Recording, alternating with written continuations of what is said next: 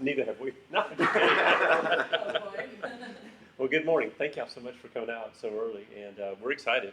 Um, I think you figured out Ben and I work in hundreds of Main Street communities all across America, and so we see the good, bad, and the ugly, and you all are definitely in the good, in the great category. So it's been a real pleasure to work with you guys. So if you were at my training last night, I introduced some sort of best practices for design, and today a few of those are going to be converting into some specific recommendations that I have for you all related to design planning. So for some of you, it'll be a recap. For others, I'll be brief, but I'll at least tell you enough so you can follow along with some of the concepts we introduced last night. So the first recommendation I have from a design perspective has to do with the introduction of vibrancy, amenities, and or grants. And vibrancy, amenities, and or grants are quick infusions of relatively inexpensive treatments in your downtown that can introduce color, interactivity, and what we call the concept of downtown stickiness. In other words, people come downtown and there's so much for them to do, they stick around. We hear it all the time. Your community, hundreds of communities, especially families with children, there's nothing for them to do downtown. And so you can imagine the power if in like the pocket parks or in Central Park, if we just introduce interactive games such as cornhole and bocce or giant Jenga, checkers, Scrabble, some of those kinds of initiatives, then people have some really cool, funky things to do. And especially if you make them colorful and artistic, like these miniature golf courses that I showed you last night from Lake City, which were a partnership with our local schools and art departments in Vo-Tech School. Now it's not only just something to do, it's also something that someone in the community made. And all of a sudden there's that personal connection to it as well. But we also introduced the concept of you can just give money away for this, or no, I should say you can do this yourselves, or you can offer them in the sense of a grant. Going back to the amenities that you would actually just pay for and install in these public places, your options are limitless. Obviously the Main Street program could sponsor some, the chamber could sponsor some, the city could sponsor some, you could get sponsorships from local businesses. And my suspicion is Ben's probably going to address this a little bit, but I would just strongly encourage you to raise the cause of downtown revitalization above the entities that are doing the work. In other words, the cause is more important than who actually gets it done. I forget which president said, it's amazing how much can get accomplished if we don't care who gets the credit for it. And so last night we encouraged you when you're doing a facade grant or you're doing vibrancy amenities, a simple notion of a sandwich board to just make people aware these didn't just magically show up. Somebody thought about these. But maybe you attribute it to the cause. Maybe you brand the actual downtown revitalization process. And I know y'all kind of coined this term One Concordia. It's really kind of an organizational tool, but it's also, I think it kind of speaks to who you are. I think everybody's pulling together for the cause. And so raise the cause of downtown revitalization above just the entities that are doing it. But you could conceivably offer these vibrancy amenities in the form of grants, just like you offer building facade grants for businesses that would be willing in front of their stores to introduce sculpture, color, tables, chairs. As I told you, in Norfolk, Virginia, these sort of, wrong button, new clicker, roll-up garage doors just to breathe life and activity into the downtown. The second recommendation, of course, I'm going to talk about your buildings quite a bit, and I'm always interested in trying to give you as much time as possible to fix up those buildings, because it's a long-term process and it's going to cost more money. And so, that's why vibrancy first, least amount of money, most visual impact. The second thing you can do to buy yourself some time are these vacant building treatments. And what was the key word about these? Temporary, okay? These are not meant to be a permanent solution. It's just something to buy you some time to take the visual edge off of a vacant looking building. It's a rare downtown where I don't see any vacant buildings, and you can tolerate one or two. You start to get 3 or 4, and all of a sudden that visual lack of appeal sends out a message. It's not an intended message, but it's a perception. Like, well, downtown must be bad for business. It may have nothing to do with that. And so if we can just take the edge off of visual unattractiveness of empty buildings, it helps. And so, simple solutions would be in putting art in the storefront windows. In Anniston, Alabama, they just literally created out of thin air a pop-up gallery. They just made a poster and they declared this empty building to now be an art gallery. Populate it with art, and there you go. In this one, as I mentioned last night, it's just white butcher paper with a historic photograph printed on it. And by the way, you've got great historic photographs of downtown Concordia. And so people are so drawn to this nostalgic image, they don't notice that the building is empty. Or you can even do community pride posters that just tell why you love this place, why everybody was tracking the volleyball game last night, because you really care about your kids and your students and the community. So celebrate that in these simple ways. And then, of course, we want to take care of the buildings themselves. But so now we bought ourselves time with vibrancy amenities and vacant building treatments, and now let's start getting about the business of fixing them up. Again, kudos to you all for having a significant sum of money devoted to enhancing the facades. I'm impressed beyond words. Feel free to continue going down that path, especially what you've already promised, the allocation of up to $2,000 for the facades that participated in this process. But with the balance, you can either continue that process or do what I recommended, which was the whole notion of a facade component approach to grants, where you just fund one or two components each year. Whether it's like in Beaufort, where all they offered one year was awnings. At another in Hartsville, they did signs. Because just imagine, I'm just going to use some round numbers. Let's just assume you could give away $250, $300, I don't know, $500 per sign. With the amount of money that you have left over, you could affect 10, 15, 20 buildings. Imagine the visual impact of 15 new signs in your downtown. I think it would actually make a very, very, very big impression. I will encourage you to do this. Thank you, Jamie, for sending me the design guidelines that you have currently for the facades, and it's a good start. What I would encourage you, a couple things. Number one, I can provide you both of these documents. They're in the public realm. They're free of charge, and they aren't design guidelines per se. They're really what are called downtown style books or downtown guides, and they're just generic principles that talk about how our buildings were created and designed historically. Why are the buildings this way? Why are the storefronts this way? Why are the windows this way? Where are the appropriate places for signs to go? And it just, again, you can't underscore the importance of education. Oftentimes, the only reason people don't do the right thing for their buildings, well, Mark, you kind of said this the other day, it's just, I just don't know what to do. And so some of these would be, very advantageous to provide to your downtown business owners. This one, by the way, you can just simply go on the Main Street Alabama site. You can download it right from there. The Siloam Springs, I'll just have to give you the PDF, but just ask me and I'll be glad to provide that.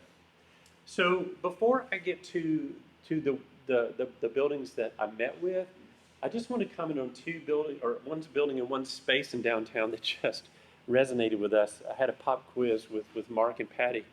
I said, out of all the buildings in the downtown, guess which one I fell in love with? The one that if I had the money, I'd pay out of my pocket tomorrow to buy it. It's this one right here. I love, love, love, love, love this building for two reasons. The material is just ridiculously awesome. I have never seen an entire building made out of that material. I've seen that material used on buildings, but never as the complete finished material of buildings.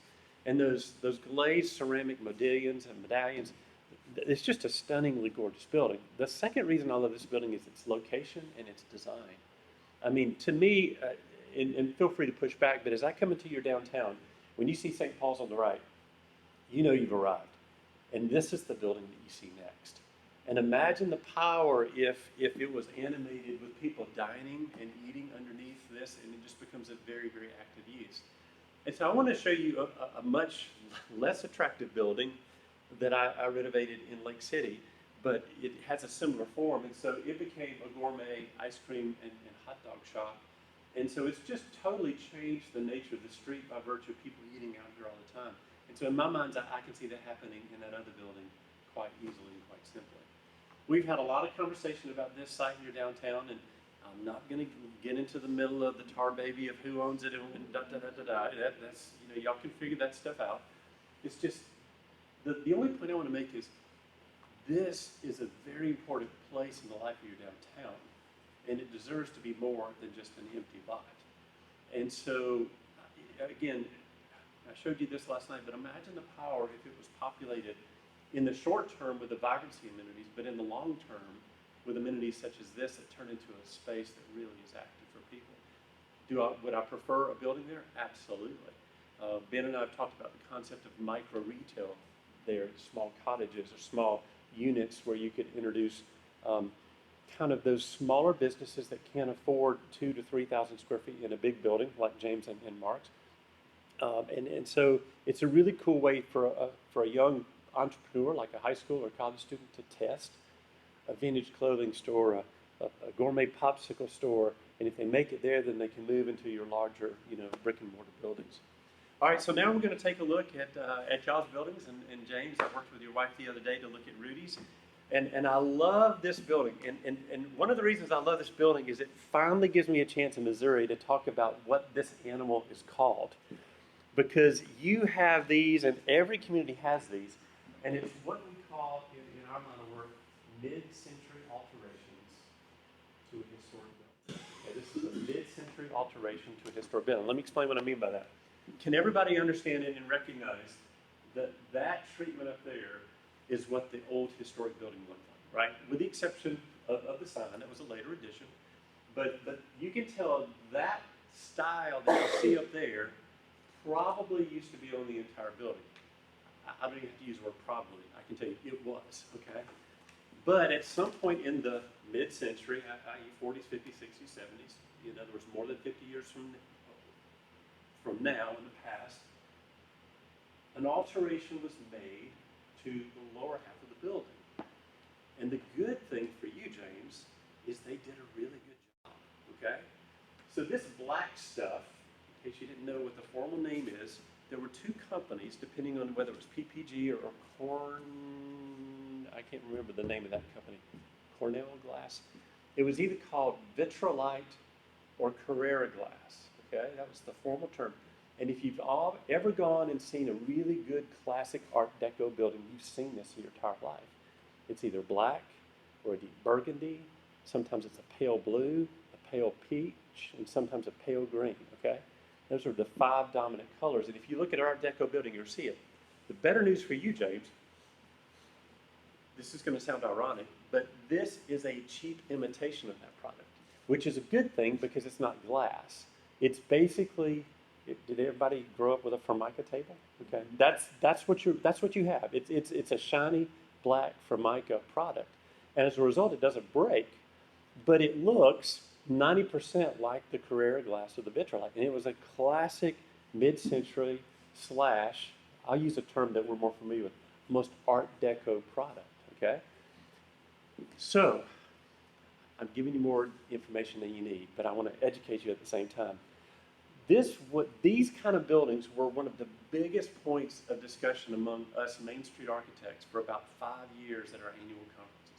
Because what do we do with these buildings? Because you basically have 3 options. Option 1 is you take the entire building back to the way it used to be. It would be nice, it would be expensive. Option 2, you take the entire building to the more contemporary style. Or option 3, my preferred approach, is you make the upper historic part true to itself and make it the perfect historic form, and then you take the bottom part and you make it an even better or a perfect form of the mid-century. Got it? That's the approach I took on your building. Is I'm going to make the top part look even more historic, and I'll make the bottom part look even more mid-century-ish. All right, so you ready? Enough talking. So here's what I came up with for you guys. So one real simple gesture, we'll start up at the top and move around. So number 1, you can see I simply took your sign and I moved it from here to there. Let me tell you why. If you go back to here, excuse me, wrong direction, look at how much of the upper facade is covered by shadow as a result of that sign. And also, what are the 3, I just gave away a huge hint, what are the 3 identity generators in the upper facade? The windows, yeah. Those 3 arch-top windows are the defining elements of your building, and so you don't want to do anything that would distract away from it. And by virtue of putting the sign in the middle, and I promise I'm not being critical, I'm just... Can you see on that, though, what we were talking about? Can you see the really super faint Peterson studio? Yeah, and I'm going to come back to that. The top. It's pretty cool. Yeah, do you see the ghost sign? Because that was what inspired where I did the sign for you, but thank you, Ben, for pointing that out. So simply by moving the sign over to the left pilaster, Now the shadow just drops into the sky. It doesn't conceal your building or the one beside it, and we don't interrupt the visual appeal of the three windows. And to Ben's point, that ghost sign up there became the inspiration for the scripted Rudy's and then the block letter furniture and carpet, exactly like it used to be with Peter's something studio. Hey, and James, I'll email you these befores and afters, but feel free to take photos. And that's just painted, right? Yeah, that's just painted. Yeah, it's just simply painted on the brick for that reason. And I would encourage you to, I keep messing the wrong button. I would encourage you to paint these arches and these sills just to, again, to make them stand out even more. Here you can kind of see before, when they're the brick color, you don't notice them quite as much, but when you paint them a lighter color, then those arches really pop. Okay, and the good news for you is your frames are already there. All you got to do is reglaze them. So you're in a really fortunate place.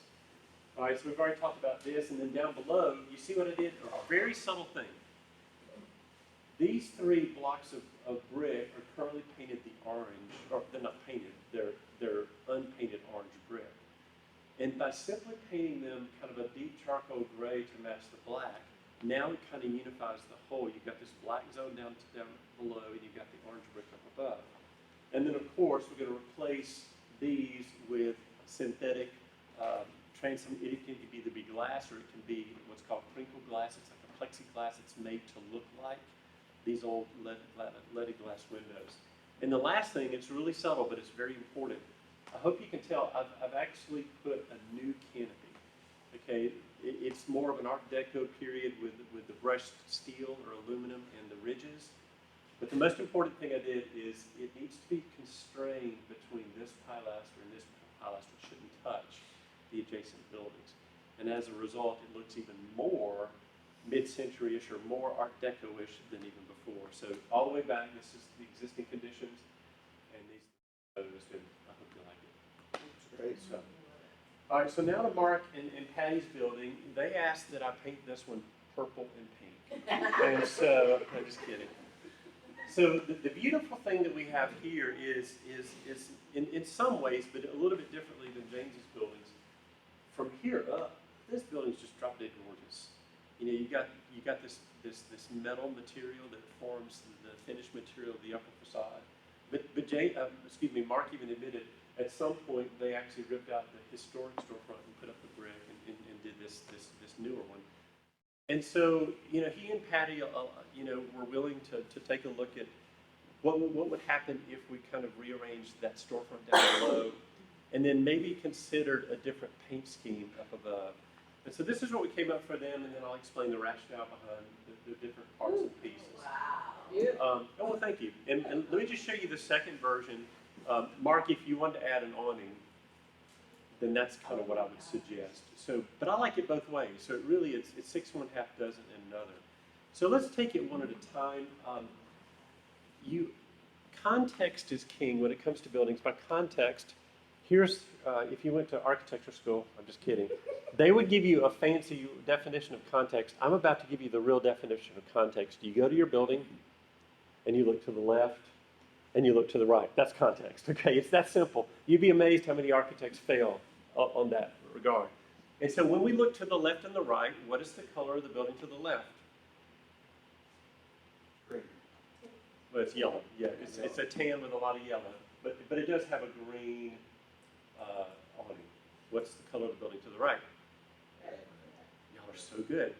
And so if you were to pull out our handy dandy $5 color wheel, then that leaves you 2 options for what we call a triad. In other words, 3 colors that are equidistant on the color wheel. You could either go green or you could go blue.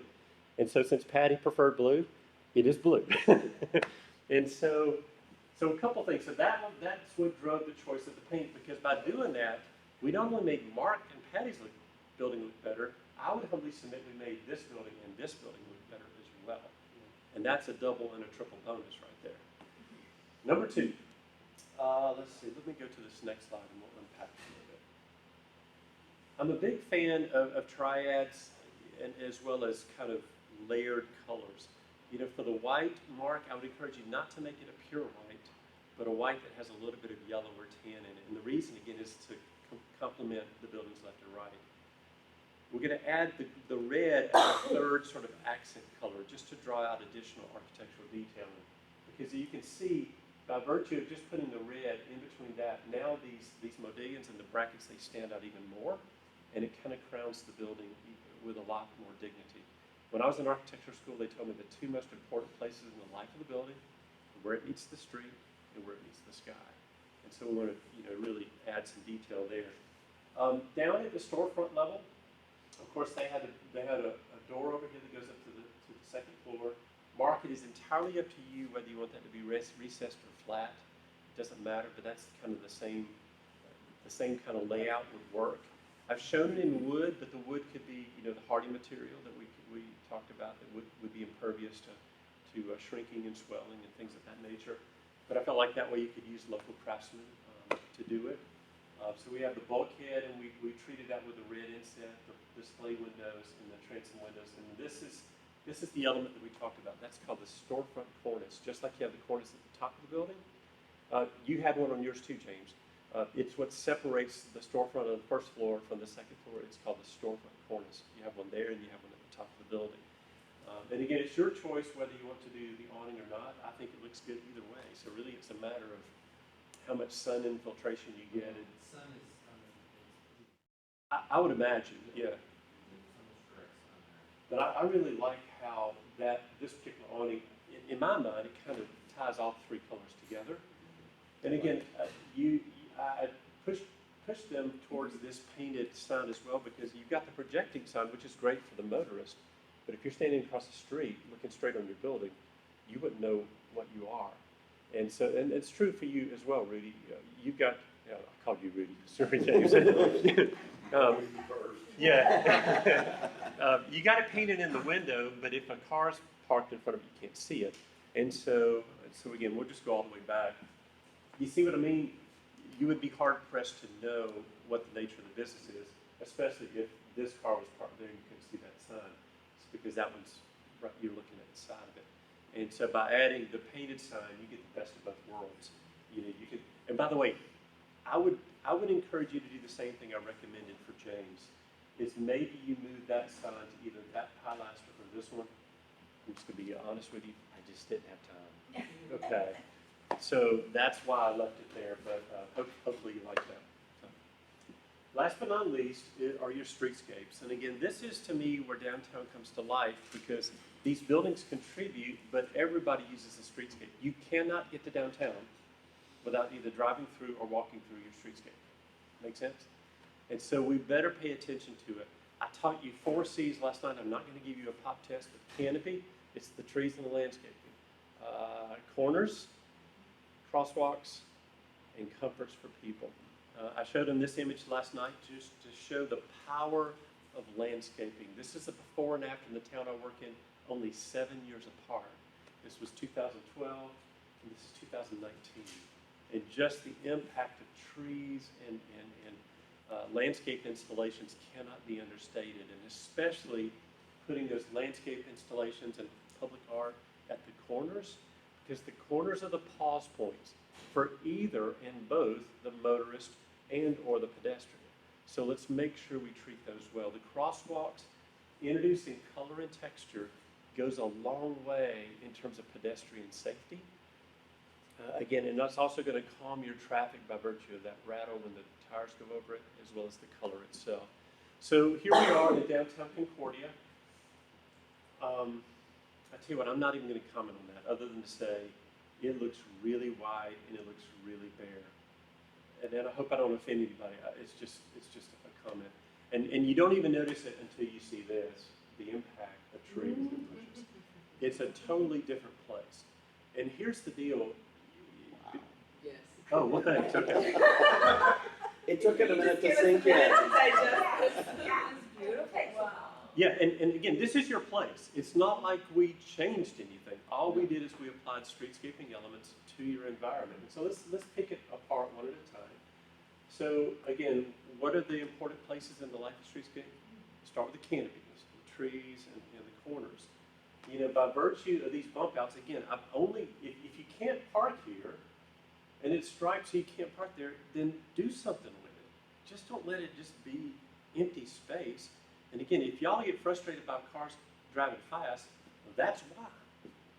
Because you've given them 40 feet.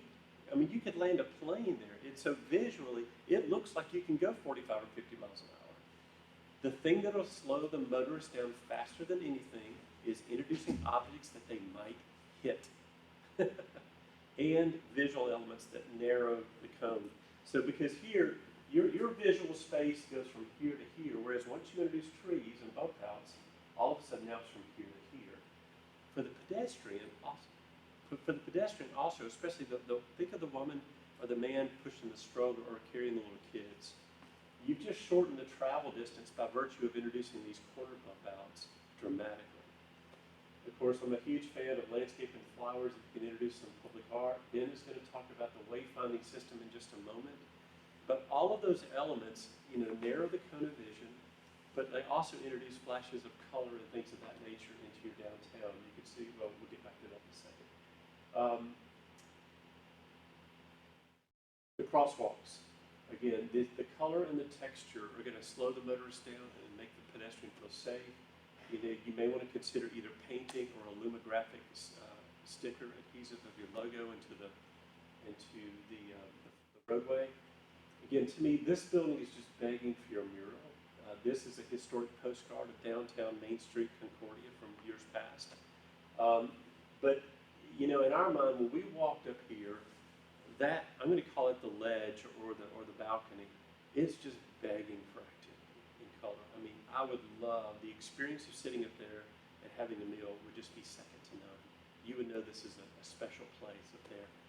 I also took advantage of this other blank wall, and I put that mural right there.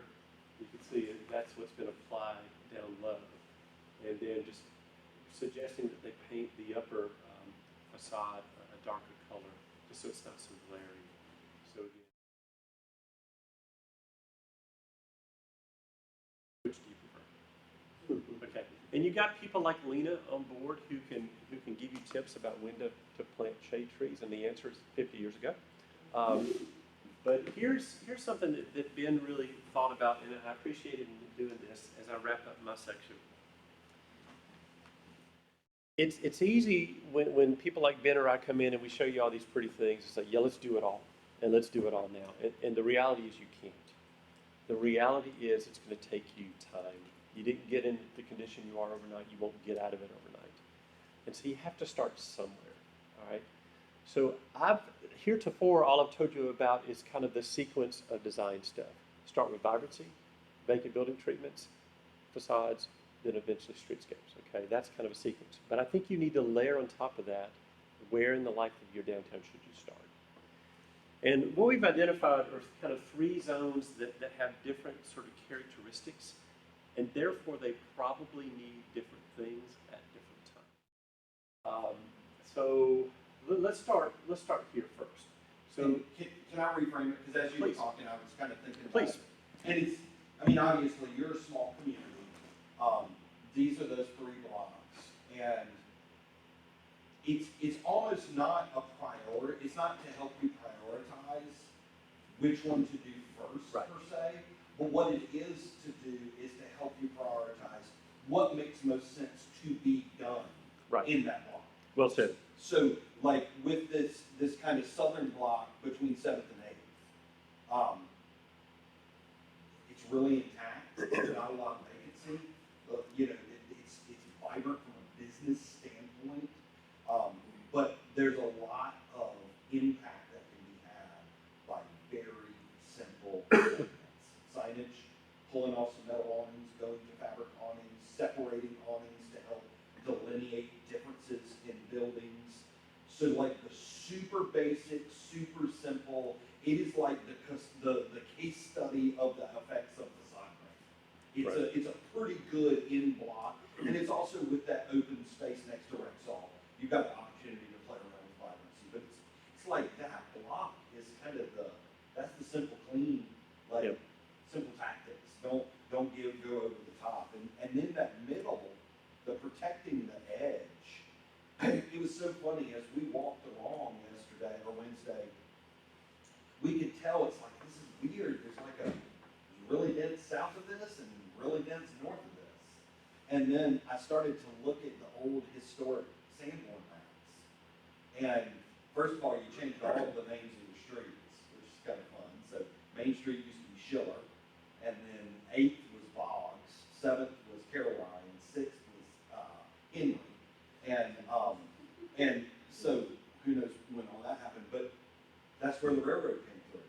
And literally there were never buildings there. I mean, there were small, wood structures that came and went over the time, but it's like, oh, this isn't a symbol of something that was once here and then left. It's kind of a different dynamic, but reinforcing those edges and making sure that once somebody hits the ground, they continue through that area. And you reminded me, I forgot to mention this, there's a really subtle thing in this image you need to pay attention to that is directly related to that recommendation. You see how over here on this street, and it would be proposed on the other street where City Hall is, we're proposing that those should be all pavers.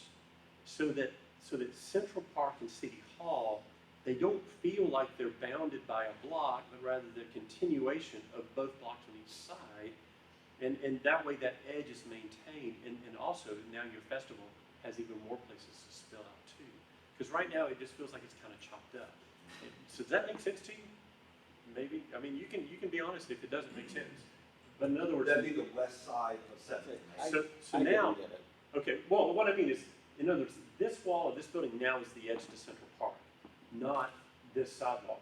We've extended this material so that it's a further extension of the park to the edge of the buildings.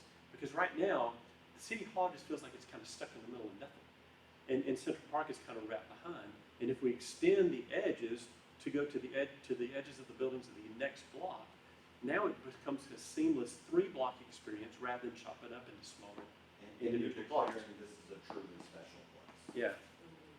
So and so one final thing about what Ben just said too. So now, to his point, think about my recommendations and what would be called for in each block. So in other words, so this would be one of the best candidates for simple facade component grants, particularly signage and paint and awnings. This area is your best candidate for strategic streetscaping and artistic installations. And this is the best place for the vibrancy amenities, as well as different component grants for vibrancy amenities. Make sense? Okay. So with that, I'm going to transition over to Ben, but thank you for your time and attention, and I hope you liked it. All right, so I'm going to jump right in. Always like to look at what exists. So you got some interesting dynamics where you have a chamber that just created a logo that's really good, and then you have a city that adopted a logo in 1986 and is still using it. And I was really pleased to see these. We've got a Main Street logo that I think this is the second iteration of it, with some design cues kind of going out to your events to help coordinate with that. I tell you what, the theme of today is all going to be about evolution. You've got a lot of really good things that you've used, a lot of good things that have recently deployed, a lot of good things that have been around for now several generations and are worthy of preserving. So the first thing that I did want to do is look at our colors. Obviously, there's a lot of red. You always get into kind of the tenuous nature of, well, our high school is orange and black, but then the Lutheran high school is red and blue, or all your different colors. Red is the dominant color for the community thus far. Most of it has been red and black. We see where with the new chamber logo, they incorporated this kind of transition from gold into orange in the fields. And then we've got kind of a deep blue in the Main Street logo. I wanted to see if I could create a very simple color palette that connected those dots. So I just landed on 4 colors that kind of help us to connect in, and we're not really changing anything, just clearly defining those. The nice thing about this palette is it allows for the entrance of a true orange, and it'll fit right in there without breaking it. It also would allow the entrance of a green without breaking it, so it works very well. From there, I wanted to look at our typefaces. That's one thing that we weren't really consistent on. It's like just whatever font makes sense at the time. We want to use that typeface to create continuity in our messaging. I actually selected 3 typefaces for you. I selected a what's called a smooth serif on the top as your primary. That's the one that you're going to see Concordia repeated in over and over again. A sans serif secondary typeface, which is actually derived directly from the new chamber logos, so that we knew there would be continuity between those logos. Then the accent typeface of a script that allows us to have a little character and personality. Communities tend to lean towards these accent typefaces because they think they're pretty. So it's like my community is pretty and the typeface is pretty. These are horrible for legibility. So we want to truly use it as an accent, not a primary communicator. But what this gives us is that this is kind of what the name ends up looking like. It gives us, I selected this for a certain reason. It's a very solid and easy to read typeface, but some of the design cues in it are actually derived from an old German style. So we have this very subtle influence without it going too far into a German theme, which was something that we wanted to tiptoe through. Making sure that we have a good, clean version of the logo and icon system. I have to be honest, typically if I'm designing logos, probably not going to use a heart image all that much. That's a symbol that you can't own. When you have a heart and a red, it's kind of like we're trying to establish a brand, but doggone it, Valentine's Day keeps stealing our value from us. But you guys have this kind of designed adaptation. I have to tell you, I was struck by this really interesting kind of symmetry of you proudly celebrate your German heritage. You have this settler that came from Germany and started the Lutheran Church, and then all the way up to 1986 when this logo created by a local reverend was selected to represent. So it's kind of this interesting connection, and I just didn't want to change it. Felt like there was too much there. So bringing that together and kind of bringing it up to date and reintroducing that destination brand, you can kind of see this nice, clean combination. It wouldn't compel you to change anything that you've ever invested in, but it now gives you that opportunity to just kind of put a freshness back into it because people have seen it. Allow them to kind of see it again. Does that make sense? Now, one of the things that I wanted to make sure that I dug into was there was a question as it related to trademark and restriction on use. Now, the first thing that I always do with that is I jump on the patent office trademark search. It's not federally trademarked. The second thing that I went to look at was the Missouri Secretary of State's office where businesses are registered. Secretary of State has an interesting website that seems to say two different contradictory things. They don't manage trademarks, and you can register your trademarks here. They don't have any kind of thorough search, but they do allow you to search business name. And the big thing that they're really trying to get you to do is register your business, register your identity, and register fictitious names. So I searched through the only searchable database that they have. And the only thing that came up for this was a company called Hearts and Harmony, which was a home health care company. So all that to say, when you have a community logo and a community identity that has been around for, what do we say, 33, 34 years, I truly believe that that has earned the right to be the community's logo. So one of the big things that I would urge you to think about is just making sure if there is any actual or perceived speed bump to accessing and using this, you consider making sure that these tools are available to the community to tell the story, because it's everywhere, so let it work for your favor. Then from there, though, we wanted to look at these organizational brands. And I'm going to go through a couple of these real quick. I'm going to start with Main Street. I have certain tenements that I always kind of lean on for Main Street logos. I like for them to have 4 colors to be able to talk about the 4-point approach. I like them to be similar but reinforcers of some of the other things that are going.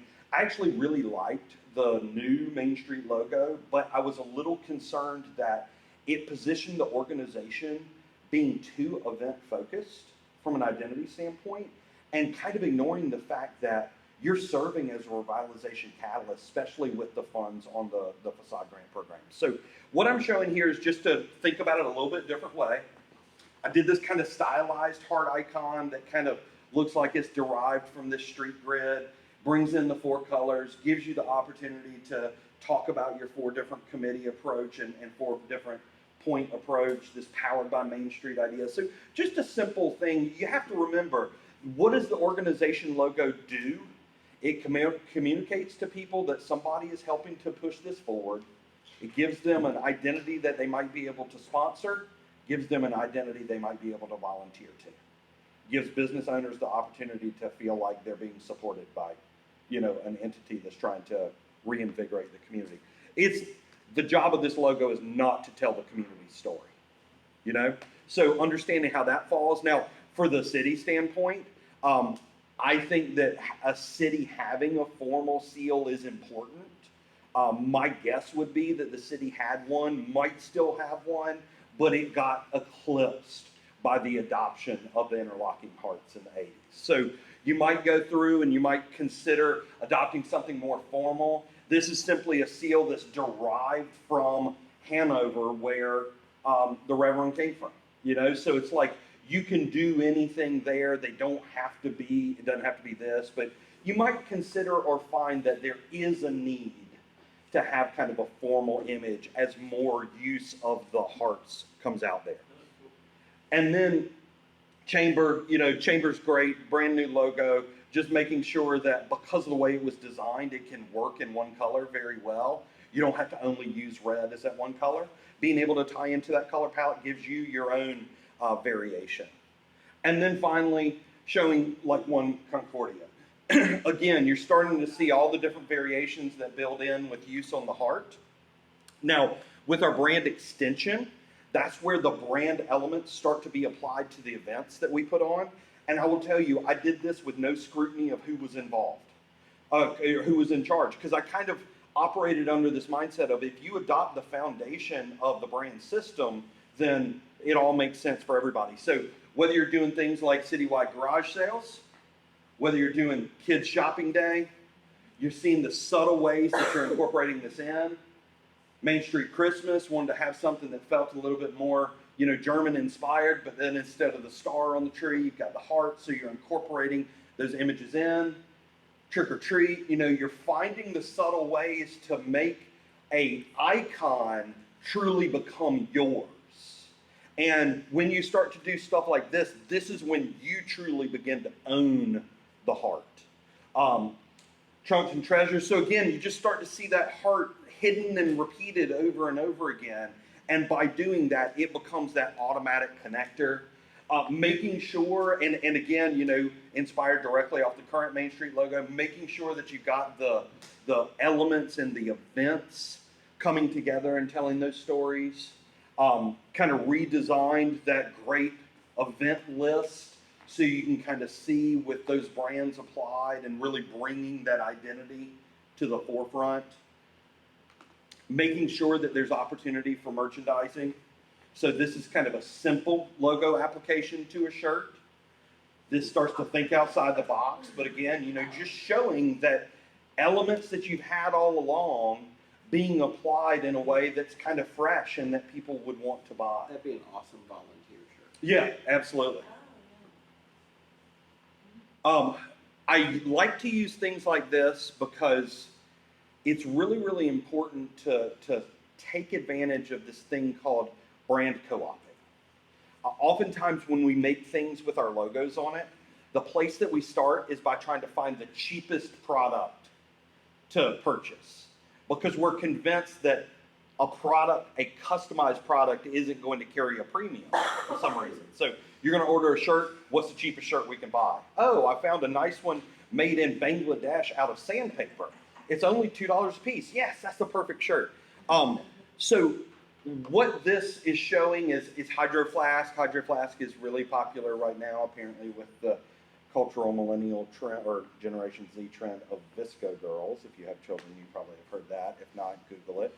But what you start to do is you start to take something that is trendy and take the value and contribute it to your identity.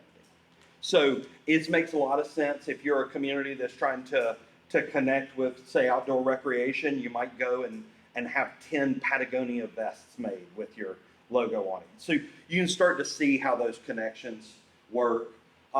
Being able to have just very, very simple ways and kind of a confident, iconic approach to things.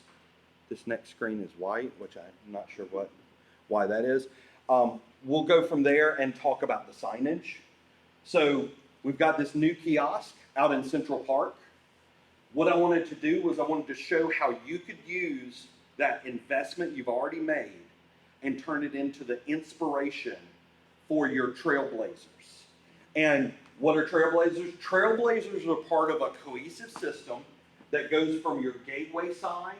Then the big one is kind of a faster roadway that it typically says 2 or 3 destinations.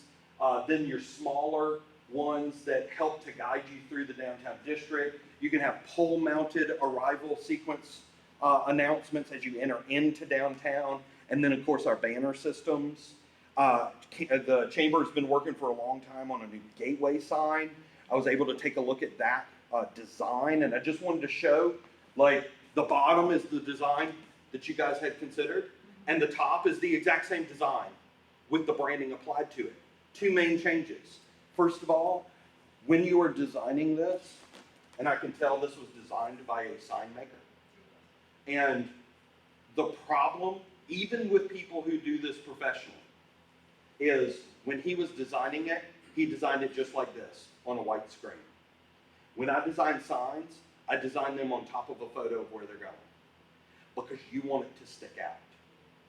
So incorporating your branding colors in the solid aluminum base of that sign is really important. And the other thing I have to tell you, construction-wise, I understand that everybody is slapping faux stone on bases of things because that's a popular product right now. You are a brick town. All your buildings are brick. You look at your high school campus is brick. Like, brick is your material. So it makes sense. And if you have to, for breakaway standards, they have brick veneer that goes on to breakaway back instead of a solid brick structural. So you can do that, and it's not going to be any more expensive. But as you're thinking about these things, truly think about those materials so you can make sure that you're putting materials in that are consistent with what they're going to see in the rest of the community. We talked a little bit about the facade program. Brand it. You know, I'm calling it fresh face, strong heart. This belief that there's a connection between the way that you look and the pride that you have. And then just kind of, Randy talked about the sandwich boards, seeing how that might apply and make its way out there. And then even taking the message out to the community and just kind of having this clean, confident design from a messaging standpoint. You know, a lot of people would look at this and, I mean, how many locals would see this and have to stop for a second and figure out, is that actually my community? Like, I've never seen it. I've never seen it polished like that. That's not the way they typically see their own community. So having those tools will all be part of the toolkit, but then I think it's also really important to talk about the implementation. How do you roll this out? So we're going to give you some additional tools that will help with that.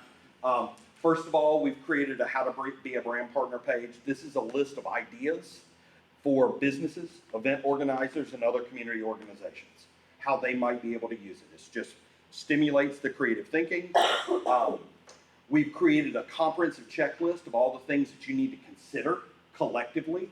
This might be a really good thing to kind of convert this one Concordia from a calendar into, hey, let's just bring ourselves together. Let's have a once a year conversation about communication. Let's get on the same page and let's make sure that we're really rolling this message out consistently. And then for the Main Street organization, we're also going to give you this. It's a self-scoring sheet that we have developed to help you identify low-hanging fruit from an organizational standpoint of what makes the most sense for us to focus in on. We actually give the points based off of both the budget of what it takes to do something and how important it actually is. So if you go through, you will find that the 5-point things, the high point things, are not expensive, but they're extremely important to go through. And you can get as much credit for putting a new Facebook profile pic as you can for putting up a gateway sign. And we do that on purpose to help you try to prioritize and be efficient in your rollout. So that's what I have for you. I forgot a couple things. I just noticed there's no slide about banners, and then I created a logo just for volunteers. Yeah, it was in wayfinding, but I actually created a couple other ones. And then there's also a logo that I created just for volunteering. So you can kind of help tie that into the brand. So What about the downtown district? Did you do anything about I didn't. And the reason I didn't do that is because in this community, you are so small that I think that that simply confuses things. It's going to create a line that you're not big enough to warrant. Especially from a marketing standpoint, if you roll out a downtown logo and then you try to get your downtown businesses to use that, it automatically is going to tell some of your other businesses this isn't for you. And we know that we have downtown type businesses that aren't located downtown. We want them all to be able to use the same tool. So that was a very deliberate decision, not an oversight. And I'm glad you asked about it. I didn't point it out. It's like in communities this size, sometimes I do, sometimes I don't. Here, it just didn't make sense. I showed Grayling last night, community smaller than yours. They had a designation for downtown, but the reason that they did was they had a very, very definite, different district with major retail. So we wanted to make sure that we could create a distinction that was highlighted by a different business type and a river that disconnected the two. Here it didn't make sense. So Can you pull up the banner? I can. Yeah.